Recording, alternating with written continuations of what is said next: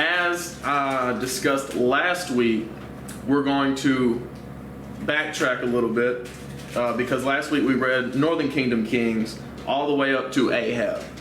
We're going to go back and touch on the Judite kings up until that point. Now it's a little bit more straightforward when you go into the kings of Judah. It's a straight lineage from David all the way down to the last king before Nebuchadnezzar came in.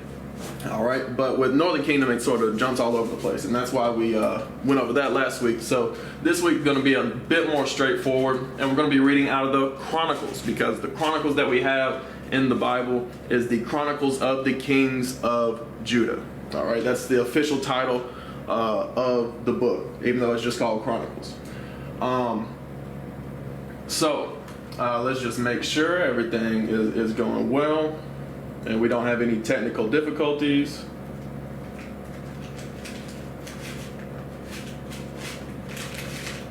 All right, let's see how things are going. Okay, all praises to the Most High. We're going to get right into it. Starting in 2nd Chronicles. We've already read about the split in this chapter, so we're going to skip over those sections and just read with verse 5, and we're going to jump around a little bit. Verse 5. And Rehoboam, which was the first king of Judah, because he was the son of Solomon, this is when the split happened, in the reign of Rehoboam. It said, and Rehoboam dwelt in Jerusalem and built cities for defense in Judah. He built even Bethlehem, and Etam, and Tekoa, and Beth-zur, and Shoko, and Adullam, and Gath, and Marashah, and Ziph, and Adorim, and Lachish, and Azekah, and Zorah, and Ajalon, and Hebron, which are in Judah and Benjamin, fenced cities. All right, you know we like the maps on this. On Bible History 101, we like to look at the maps. So I'll go ahead and pull up some maps. And this is the one that, where is it at? Did I not put it in the maps? Yeah, I'll have to go back and find that map that we pulled out last week. But this will probably show us some of the cities.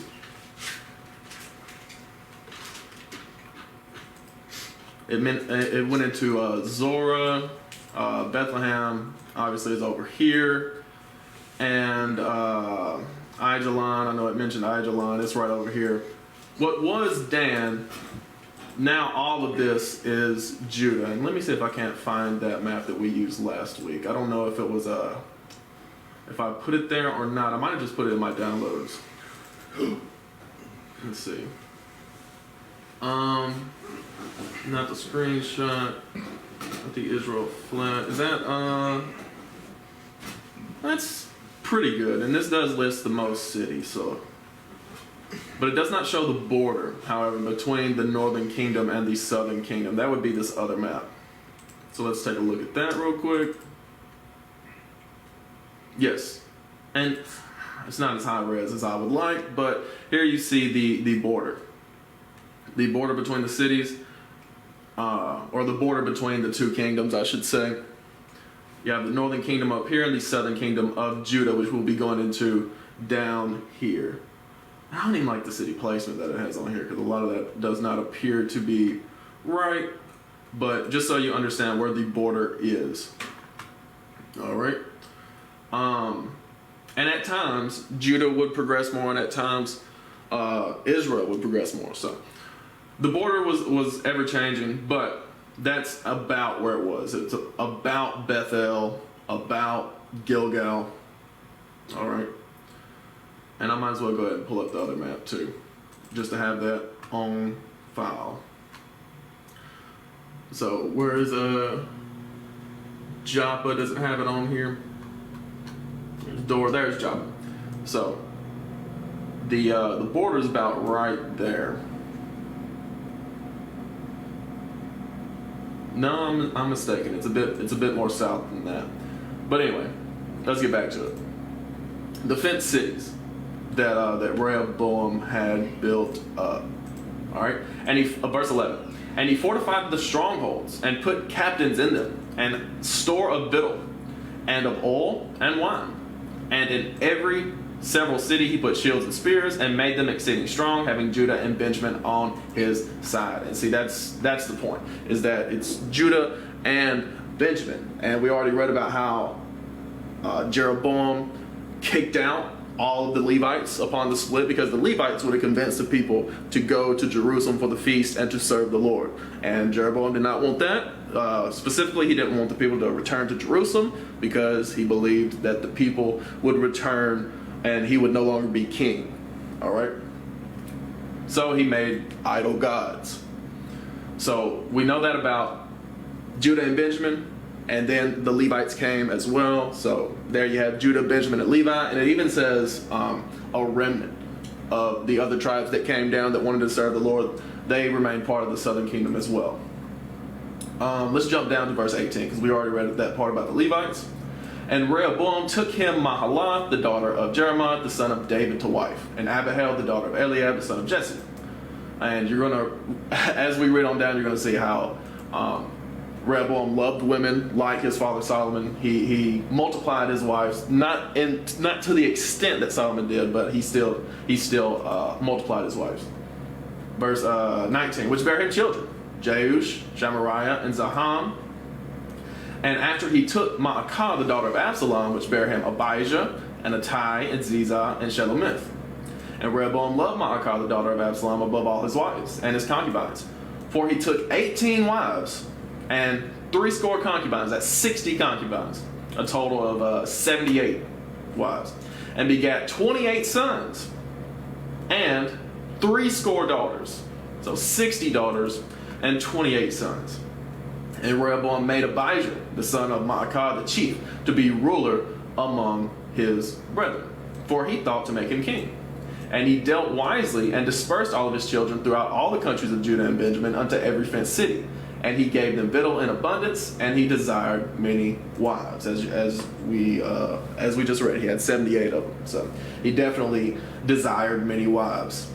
But he spread his children out into these cities, that they could be lord over these cities, so that the children would have experience and that sort of thing. So let's keep reading.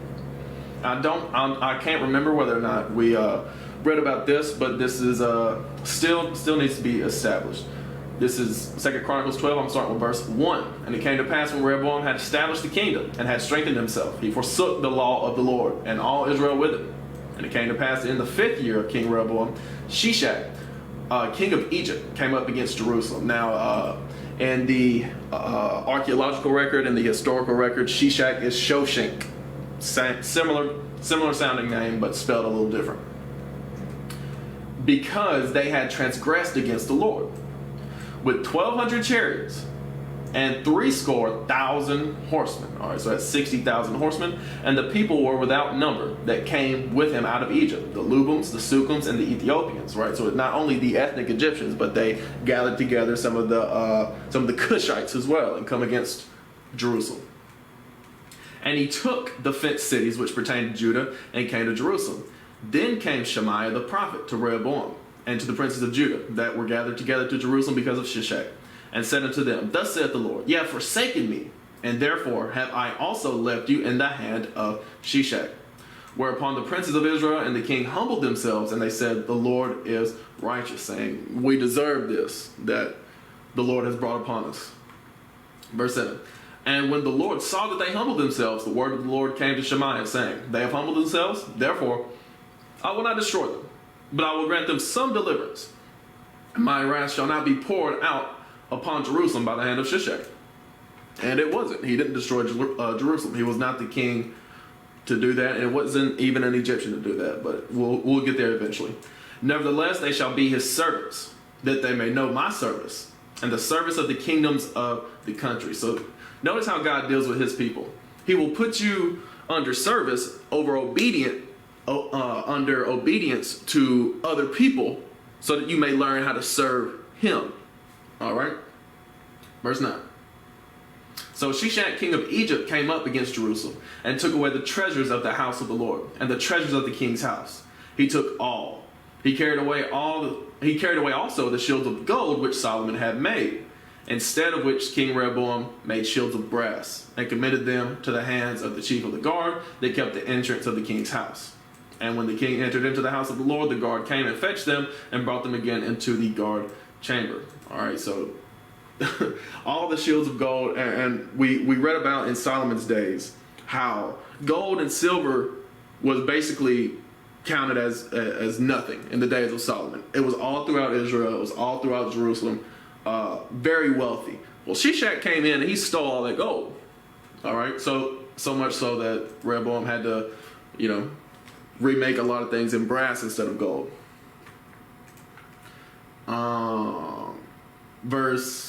I just read that, verse 11. Verse 12, and when he humbled himself, the wrath of the Lord turned from him, that he would not destroy him altogether.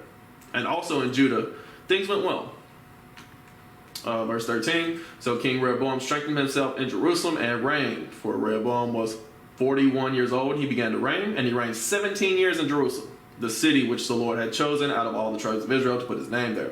His mother's name was Naamah, and Ammonitis, and he did evil, because he prepared not his heart to seek the Lord. Right? So he was he was a prince. He was very spoiled coming up.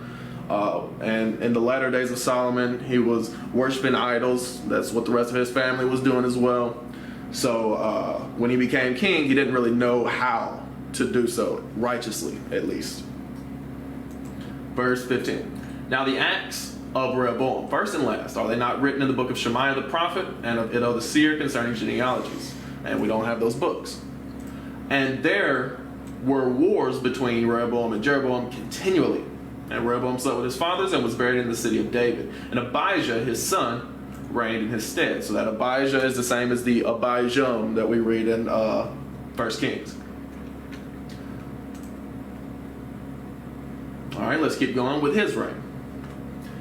This is 2 Chronicles 13, starting with verse 1. Now in the 18th year of King Jeroboam began Abijah to reign over Judah. He reigned 3 years in Jerusalem. So a very short reign compared to David's 40-year reign, compared to Solomon's 40-year reign. They both had 40-year reigns. And even to Rehoboam's 17-year reign. Abijah only reigned 3 years. His mother's name also was Micaiah, the daughter of Uriel of Gibeah. And there was war between Abijah and Jeroboam, right? Constant struggle, constant conflict. And that's what we see with the first Judite kings and Israelite kings, as far as like the first northern kingdom and southern kingdom kings. There's still that animosity there. They don't really come together until later, and we'll I don't know if we'll read about that tonight, but we'll get into it in the next couple of weeks. Verse 3. And Abijah set the battle in array with an army of valiant men of war, even 400,000 chosen men. Jeroboam also set the battle in array against him with 800,000 chosen men, being mighty men of valor. So that's twice as many people, and it's 10 tribes versus 3. So that you're going to have those numbers, that those kind of numbers. Verse 4. And Abijah stood up upon Mount Zemaraim, which is Mount Ephraim, which is in Mount Ephraim, and we go over this a lot about where Mount Ephraim is. It's this general region. Let's see. Let's show it on this one. Yeah, it's around the Shiloh region, around the Ephraim region. Does it show it on here specifically? Mount Gerizim? No, it doesn't. But anyway, it's right there in the Shiloh Ephraim region. All right, let's go back.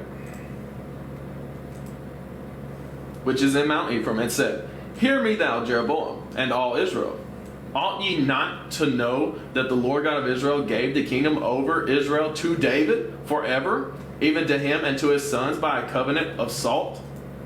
Yet Jeroboam the son of Nebat, the servant of Solomon, the son of David, is risen up, and hath rebelled against his Lord. And there are gathered unto him vain men, the children of Belial, and have strengthened themselves against Rehoboam the son of Solomon, when Rehoboam was young and tender-hearted and could not withstand them. All right, so Abijah is going essentially directly against what God, through the mouth of Shemaiah, the man of God, told Rehoboam, and that is, don't go to war with your brothers of the northern kingdom, because this split is of God. So Abijah is going directly against that. But, he is right that, the Lord did give the kingdom to David to rule over all 12. Verse 8. And now you think to withstand the kingdom of the Lord in the hand of the sons of David?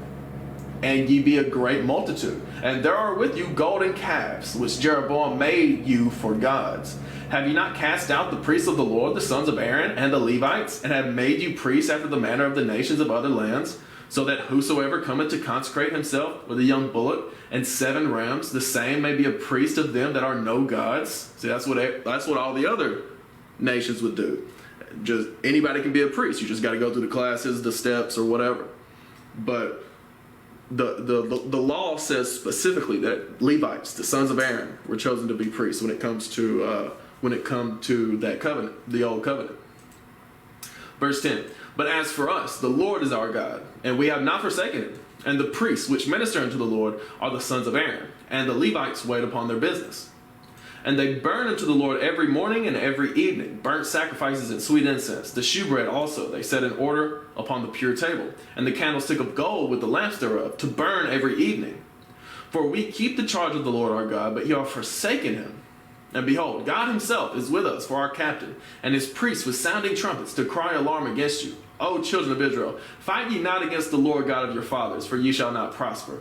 Right? So Abijah is appealing, and he's not wrong. He's not wrong in this, as far as he's not wrong when he's saying, look, we are trying to keep the commandments and y'all aren't. We have the Levites and y'all don't. God is with us and he's not with you. And so he's not necessarily wrong with that, but God specifically told the Judites, don't go and try to take the kingdom back.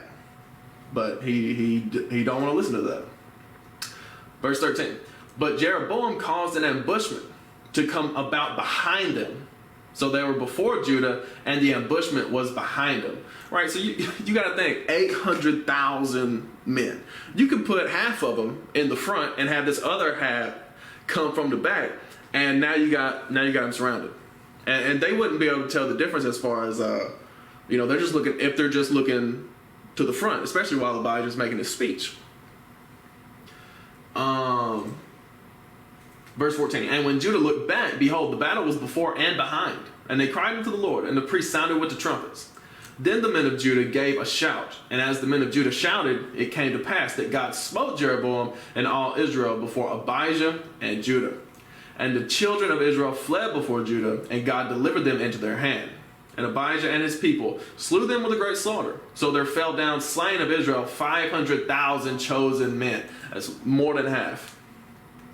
Thus the children of Israel were brought under at that time, and the children of Judah prevailed, because they relied upon the Lord God of their fathers. And Abijah pursued after Jeroboam, and took cities from him, Bethel with the towns thereof, and Jeshanah with the towns thereof, and Ephraim with the towns thereof. All right.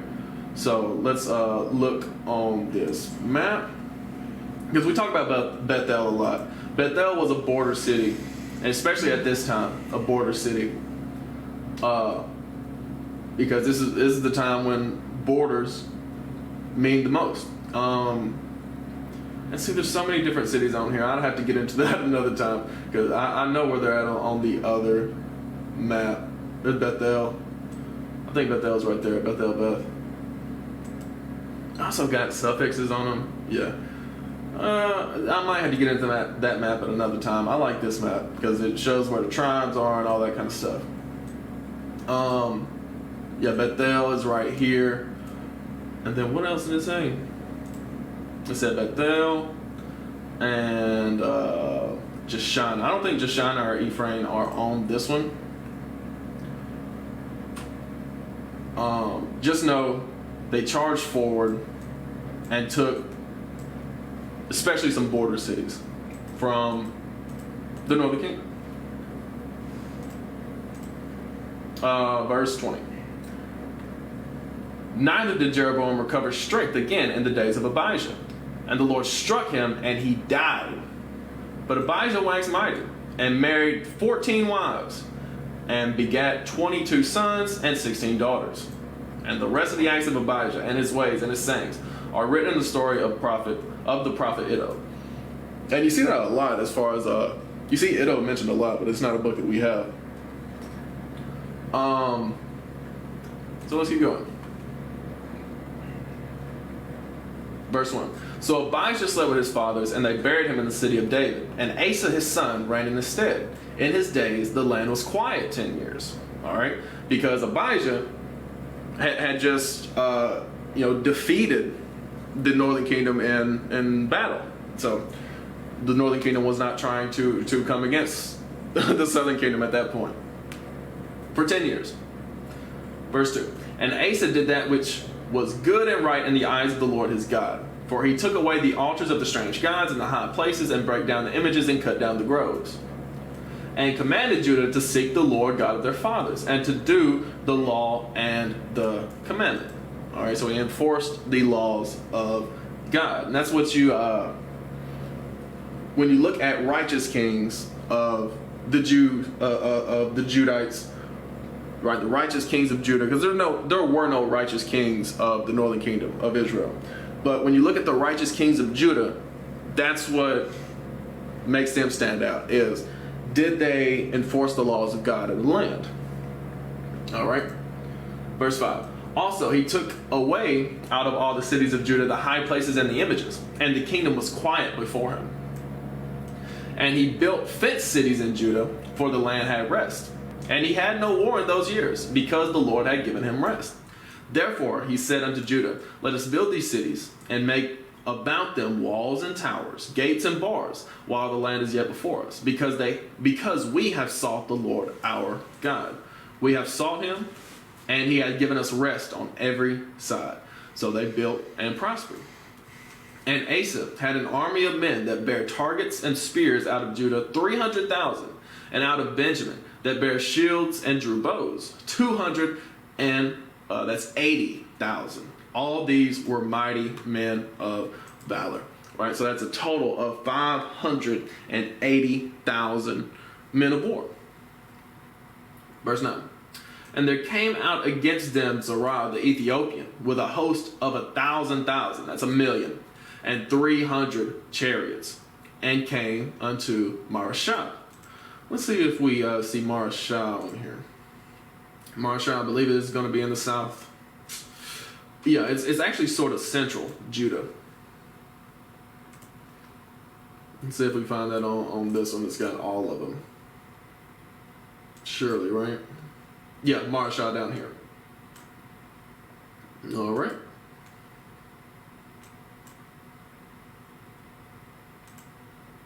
And it's not that much of a stretch to say, or to understand why or how the Ethiopians came all the way up here, because the Ethiopians used to, let's see if I can find this on maps real quick. Israel's golden age. It just zooms out a little bit. The Ethiopian, and this is not even showing all the Middle East, but the Ethiopians, let me just pull up the Middle East real quick. Just real quick. Middle East map. All right. This shows you a little bit of Ethiopia and the surrounding area. Yeah, so this shows like northern Ethiopia. The Ethiopians used to control Yemen as well, because they would have this region where Ethiopia is today, and they would cross over this little strait right here, that the end of the Red Sea and the Gulf of Aden. They would cross over that little strait and go into Yemen, and they had Yemen under control. It used to be called Sheba. All right. So, and as you can see, if you go from Ethiopia and you sail straight up the Red Sea, and you come out at Ezion-Geber, the port that we had talked about a couple weeks ago with Solomon, then you come up right there where southern Judah used to be. All right. So from there, we'll go ahead and exit out of that. So it's not that big of a stretch for the Ethiopians to come up north like that. To Marashah. Verse 10. Then Asa went out against him, and they set the battle in array in the valley of Zephathah at Marashah. We just looked at Marashah. And Asa cried unto the Lord his God and said, Lord, it is nothing with thee to help, whether with many or with them that have no power. Help us, O Lord our God, for we rest on thee, and in thy name we go against this multitude. O Lord, thou art our God, let no man prevail against thee. Verse 12. So the Lord smote the Ethiopians before Asa and before Judah, and the Ethiopians fled. And Asa and the people that were with him pursued them unto Gerar. Let's see if we can see Gerar anywhere. I know Gerar is mentioned a lot. Yeah, Gerar is down here, like Philistines, heading back towards Egypt type region. All right. And the Ethiopians were overthrown, that they could not recover themselves, for they were destroyed before the Lord and before his host. And they carried away very much spoil. And they smote all the cities round about Gerar, for the fear of the Lord came upon them. And they spoiled all the cities, for there was exceeding much spoil in them. Well, yeah, you got to think, 1,000,000 troops plus 300 chariots. They're going to have a lot of stuff. So that's what the spoil is, getting the stuff back. Or getting the stuff, I should say. And they smote all the cities round about Gerar, for the fear of the Lord came upon them. And they spoiled all the cities, for there was exceeding much spoil in them. They smote also the tents of cattle, and carried away sheep and camels in abundance, and returned to Jerusalem. All right, so let's keep on going. 2 Chronicles 15, starting with verse 1. And the Spirit of God came upon Azariah, the son of Oded. And he went out to meet Asa, and said unto him, Hear ye me, Asa, and all Judah and Benjamin. The Lord is with you, while ye be with him. And if ye seek him, he will be found of you. But if you forsake him, he will forsake you. All right, so Azariah is letting them know, look, this is how the Lord operates. If you roll with him, you keep his commandments, God will be with you. If you turn against God, he'll turn against you too. Verse 3. Now for a long season Israel had been without the true God, and without a teaching priest, and without law. But when they in their trouble did turn unto the Lord God of Israel, and sought him, he was found of them. And in those times there was no peace to him that went out, nor to him that came in. But great vexations were upon all the inhabitants of the countries. And nation was destroyed of nation, and city of city. For God did vex them all, or did vex them with all adversity. Be ye strong, therefore, and let not your hands be weak, for your work shall be rewarded. So essentially saying, look, keep it up. There was a time when Israel did not have a king, did not have priests, did not have law, and at that time it was chaos. Don't let it return back to that. All right? Be strong and do the work of the Lord. Verse 8. And when Asa heard these words and the prophecy of Oded the prophet, he took courage and put away the abominable idols out of all the land of Judah and Benjamin, and out of the cities which he had taken from Mount Ephraim, and renewed the altar of the Lord that was before the porch of the Lord. Right, so he's making these. He is making. I don't want to use the word reforms. He is making these. Oh yeah. Anyway, he's making these renovations. I'll put it like that. All right, verse 9. And he gathered all Judah and Benjamin, and the strangers with them out of Ephraim and Manasseh, and out of Simeon. For they fell to him out of Israel in abundance, when they saw that the Lord his God was with him. All right. All right, so even some of the northern kingdom he's bringing back. So they gathered themselves together at Jerusalem in the 3rd month, in the 15th year of the reign of Asa. And they offered unto the Lord the same time of the spoil which they had brought, 700 oxen and 7,000 sheep. And they entered into a covenant to seek the Lord God of their fathers with all their heart and with all their soul, that whosoever would not seek the Lord God of Israel should be put to death, whether small or great, whether man or woman. Right, so he's actually going into the judgments of the law at this point. Verse 14. And they sware unto the Lord with a loud voice, and with shouting, and with trumpets, and with cornets. And all Judah rejoiced at the oath, for they had sworn with all their heart, and sought him with their whole desire. And he was found of them. And the Lord gave them rest round about. And also concerning Maacah, the mother of Asa the king, he removed her from being queen, because she had made an idol in a grove. And Asa cut down her idol, and stamped it, and burnt it at the brook Kidron. Right, so he was no mama's boy. He seen his mother going off, and he said, I got to rebuke her. All right, verse 17.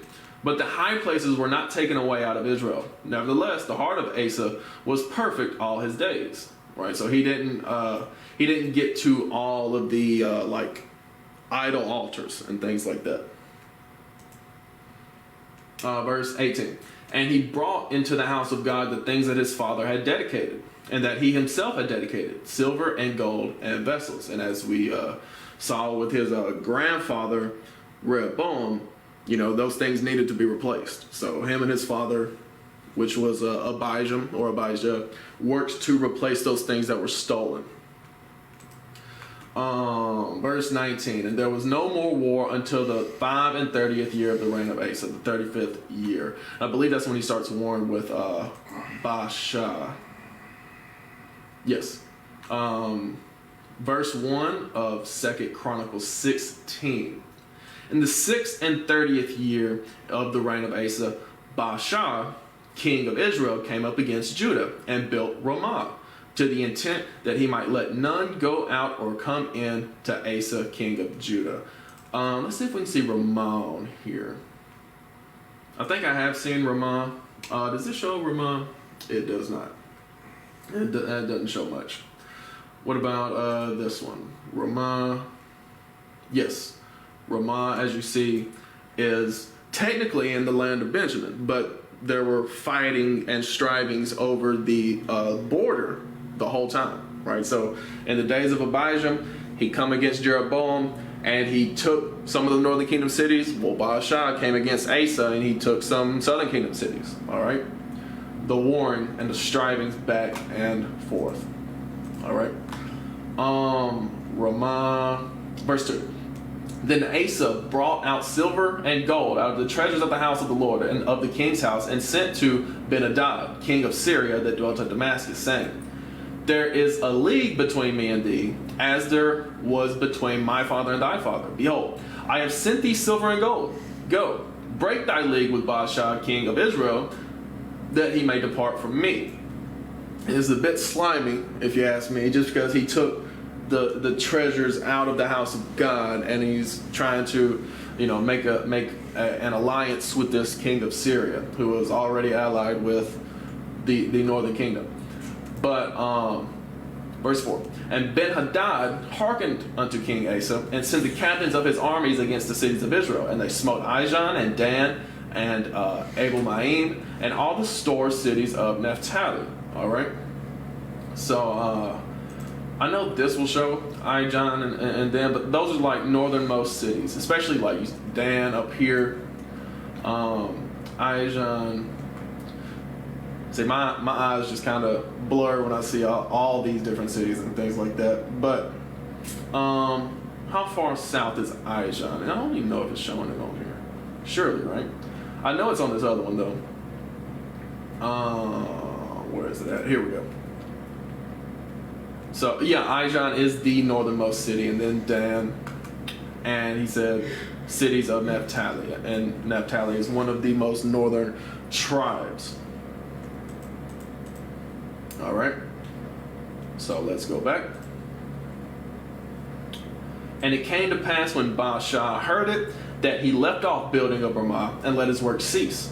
Then Asa the king took all Judah, and they carried away the stones of Ramah and the timber thereof, wherewith Baasha was building, and he built therewith Geba and Mizpah. So he had distracted Baasha with the wars that Syria was bringing at the northernmost, drew him out so that he could, cease the construction. He could come and destroy the construction while it was still in process. All right, and build Geba and Mizpah. We've talked about Mizpah on here before. Don't know about Geba though. Yeah, I'm not seeing Geba, but Mizpah is, as you can see right here, another border city. I don't see Geba though. Oh well. Go back. Verse 7. And at that time Hanani, the seer, came to Asa, king of Judah. And seer is just another word for prophet. Seer as in they see visions. And said unto him, because thou hast relied on the king of Syria, and not relied on the Lord thy God, therefore is the host of the king of Syria escaped out of thine hand. Were not the Ethiopians and the Lubims a huge host, with very many chariots and horsemen? Yet, because thou didst rely on the Lord, he delivered them into thine hand. For the eyes of the Lord run to and fro throughout the whole earth, to show himself strong in the behalf of them whose heart is perfect toward him. Herein thou hast done foolishly. Therefore from henceforth thou shalt have wars. He said, look, all that peace that you've had, that was from God. Now God's going to send you war because you didn't rely on him, and instead you relied on your own alliances and treaties with these other nations. All right. Verse 10. Then Asa was wroth with the seer and put him in a prison house, for he was in a rage with him because of this thing. And Asa oppressed some of the people at the same time. All right, so Asa is starting to lose his mind. Verse 11. And behold, the acts of Asa, first and last, lo, they are written in the book of the kings of Judah and Israel.